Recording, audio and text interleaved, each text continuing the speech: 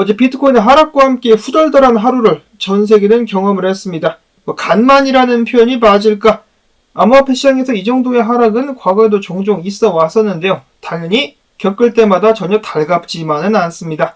마지막으로 이런 하락이 나왔었던 것이 FTX 사태가 아니었었나 라는 생각이 드는데, 그때와 크게 다른 점이 있다라면 미국 증시와 전 세계 증시가 동반으로 하락하고 있다는 것, 그런 점에서 미루어 보았을 때 코로나 사태와 오히려 비슷한 것이 아니냐라는 지적이 나오고 있기도 합니다. 자, 한편 오늘 미국 증시는 저번 주에서 오늘도 떡락을 하고 있습니다. 다우, S&P 500, 나스닥 전부 다 큰 폭으로 하락을 하고 있는데요. 연준의 긴급 조치에 관련된 기미는 전혀 보여지지 않고 있는 가운데 달러도 하락, 102포인트까지 떨어졌습니다. 자, 보통 달러와 자산들의 가격은 반대로 가는 것으로 알려져 있는데요. 지금 둘 다 하락을 하고 있죠.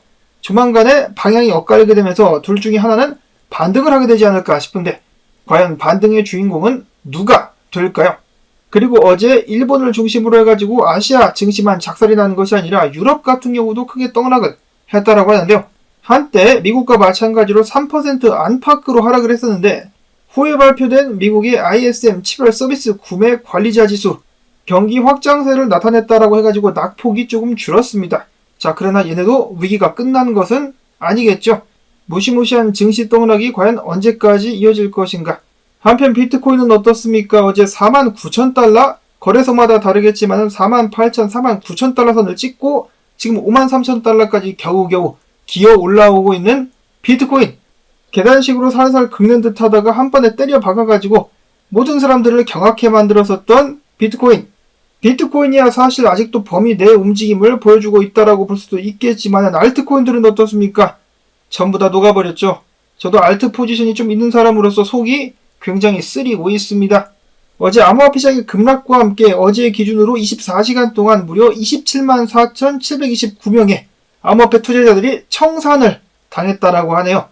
선물 거래를 하다가 레버리지 거래를 하다가 밀려버린 것이죠. 돈이 공중분해돼가지고 날아갔습니다. 그와 동시에 청산가 같은 경우는 여기는 10억이라고 나와 있는데 나중에는 13억 달러대까지 올라가는 것으로 제가 후에 들었습니다. 이런 과정 속에서 거래소만 신이 났다라고 볼 수가 있겠죠. 돈을 엄청나게 벌었을 것입니다. 거래소가 세력이다라는 말이 괜히 나온 것이 아니죠. 한편 트위터상에서 경제학자로 알려진 알렉스 크루거 같은 경우는 이번에 암호화폐 급락은 연준 탓이다, 제롬 파웰 때문이다라고 이야기를 했습니다. 이번 암호화폐 급락은 일본이 금리 인상을 단행할 동안 이에 대한 대응 차원에서 연준이 금리를 인하하지 않은 탓이다. 좀 더 정확히 이야기를 하자면은 연준이 충분히 빠르게 금리 인하를 하지 않은 것이라기보다는 대응이 늦었다는 것이다. 차트상에서도 가격이 언제부터 떡락하기 시작했느냐, 바로 연준이 금리 동결을 발표한 후부터 떨어지기 시작했다라고 지적을 했습니다. 그 외에도 전쟁 관련해가지고 지정학적인 위기도 한몫을 했다라고 볼 수가 있겠는데요. 근데 솔직히 핑계는 얼마든지 갖다 붙일 수가 있는 것이긴 하죠. 어찌됐든지 간에 이런 지적이 나오고 있는 가운데 시카고 연준 총재 굴스비는 이렇게 이야기를 했습니다. 경제가 악화된다. 연준이 나서서 해결해 줄 것이다. 어떻게? 당연히 이것에 대한 구체적인 답변은 없지만은 돈 찍어서 해결하겠다, 이렇게 이야기를 하고 있는 것이겠죠. 자, 근데 과연 그렇게 쉬울까? 지금부터 금리 내리고 돈 풀면 어떻게 됩니까? 잡는 듯이 보였었던 인플레이션이 다시 치고 올라가게 되겠죠. 연준 입장에서도 이러지도 저러지도 못하고 있는 상황이 재작년부터인가부터 계속해서 이어지고 있는 것입니다. 자, 이런 와중에 미국의 와튼 스쿨 교수이자 경제학자인 스티븐 시걸이 아니라 제레미 시걸이 최근 CNBC에 출연해가지고 연준은 기준금리를 당장 0.75% 인하해야 된다라고 지적을 했습니다.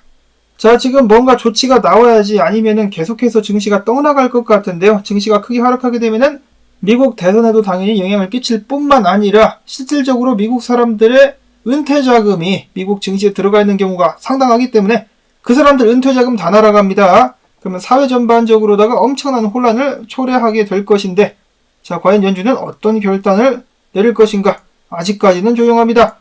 이어서는 동향 및 분석으로 넘어갑니다. 이토로의 분석가, 암호화폐 지표를 봤을 때 지금 과매도가 된 상태이며 시장이 공포 상태에 와 있다. 보통 이런 상태에서 시장이 바닥을 찍었다라고 보기도 하는데, 자, 그래도 확신은 없다. 앞으로 며칠간 반등을 목격할 가능성이 있겠지만은 지금 수준에서 반등이 얼마나 나올지는 지켜봐야 된다라고 밝혔습니다. 여기서부터 반등할 수 있을 것인가, 아니면은 쭉 하락할 것인가. 지켜봐야 된다라고 이야기가 나오고 있는 가운데 크립토코언트의 주기용 대표 같은 경우는 만약에 비트코인 가격이 과거 채굴자 실현 가격인 45,000달러 아래까지 내려가게 된다면 하락장으로 접어들 수 있겠다라는 분석을 남겼습니다. 언제는 48,000달러까지는 괜찮다라고 했었는데 이 3,000달러 간격을 두고 비트코인의 운명이 갈릴 수 있다라고 이야기를 하는 것일까요? 45,000달러 굉장히 가깝습니다. 이런 상황에서 시장을 구원해줄 영웅은 나올 수 있을 것인가? ETF에서 좀 도와주면 좋겠는데 라는 생각을 해보는데요. 미국의 장이 열리자마자 블랙락의 ETF인 IBIT 거래량이 개장 1시간 만에 15억 달러를 넘어섰다라고 합니다. 과연 순유입이 나오게 될까요? 순유출이 나오게 될까요? 두근두근합니다. 그동안에 ETF에서 비트코인을 많이 매집을 해줬는데 얘네들이 패닉에 빠져가지고 던지기 시작하면은 양날의 검이 될 수도 있겠다라는 불안감 들기도 하는데요. 반면에 베테랑 투자자라면 공포에 사야죠. 일단 비트코인이 추가적으로 완전 떡락을 하지 않는 것으로 봐가지고는 그래도 상황이 그렇게까지 나쁘지는 않은 것 같다라는 희망을 가져보고요. 다음으로는 유럽 사회 투자회사인 카플라가 비트코인 현물 ETF 5억 달러치를 보유하고 있는 것으로 나타났다는 소식 나오기도 했었습니다. 다음으로는 미스터 백으로 알려진 고래 업비트다라는 추측이 있는데요. 해당 고래가 어제 1133개의 비트를 추미하기도 했었다라는 소식 나왔었고, 자, 그 다음으로는 좀 깁니다. 긴데 들어보시면 도움이 될 것 같아가지고 가지고 와본 우블록체인의 분석인데 그들은 이렇게 이야기를 하고 있습니다. 미국이 공식적으로다가 금리 인하 사이클에 돌입하고 유동성을 완화하기 시작하면은 암호화폐는 어떻게 됩니까? 필연적으로 회복세를 나타내게 될 것이다. 일본은행의 갑작스러운 금리 인상은 엔캐리 트레이드 저금리 엔화를 빌려가지고 고금리나 고수익이 기대되는 외국 채권이나 주식에 투자하는 금융기법을 청산으로 이끌었다. 이는 글로벌 증시와 암호화폐 시장의 폭락을 야기했지만 결국 미래를 결정하는 것은 달러다. 일본의 금리 인상은 단지 미국 통화정책에 발맞추기 위함이다. 연준이 금리 인하를 미루고 있는 것은 증시 부양을 위한 조치였다. 지금 미국의 경제 상황을 감안하면 금리 인하는 필수적이다. 다만 금리 인하를 정당화할 수 있는 이유가 필요한데 바로 증시 폭락이 될 수가 있겠다. 인내심을 갖고 낙관 전망을 유지해야 된다. 물론 과도한 레버리지를 사용하는 사람들은 알아서 잘 처신해 라고 이야기를 하기도 했었는데요. 자, 지금 보시면은 글로벌 유동성이 높게 상승하고 있다라고 합니다. 보시면은 글로벌 유동성과 비트코인 가격은 그동안의 그 궤를 같이 해왔었는데요. 지금 일시적으로 디커플링이 됐지만은 비트코인이 글로벌 유동성을 결국 따라가지고 상승을 하지 않겠느냐라는 기대감, 희망회로라고도 볼 수가 있겠지만은 가능성이 높은 그런 그림이 지금 그려지고 있습니다.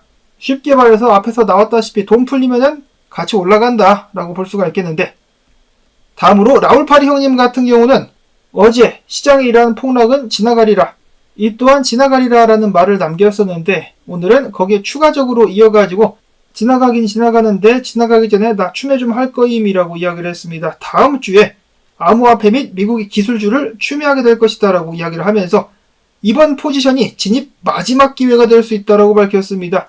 사실 지금 상황이 좀 이를 수는 있겠지만은 추매 계획, 나의 추매 목표는 정확한 바닥을 잡으려고 하는 것이 아니다. 개인적으로 이번 시장 변동성 확대를 리스크 테이킹 레버리지의 리셋으로 생각하며 2024, 2025년까지 강세장을 예상하고 있다. 그러니까 최근에 있었던 하락을 물량 손바뀜 및 레버리지 거래자들 청소로 생각을 하고 있다라는 것이죠. 그러면서 덧붙이기를 상위 세계 암호화폐를 제외한 알트코인을 투자하는 사람들은 리스크를 잘 알고 있을 것이다.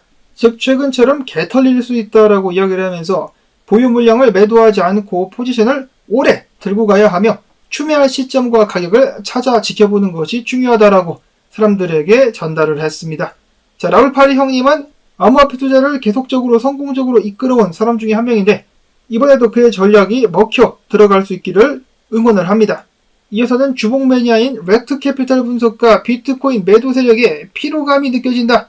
즉 바닥을 찍었을 수도 있다라고 이야기를 하면서 이번 큰 하락이 나왔을 때 거래량이 급증한 것을 찝었습니다. 그는 이를 두고 매도자들의 피로가 극적인 수준을 넘어섰다라고 이야기를 하면서 2024년도 4월 중순 이후 이 정도 수준의 매도 측면 물량을 목격하지는 못했었다라고 이야기를 했습니다. 즉 이 자리가 바닥이 될 수 있지 않겠느냐.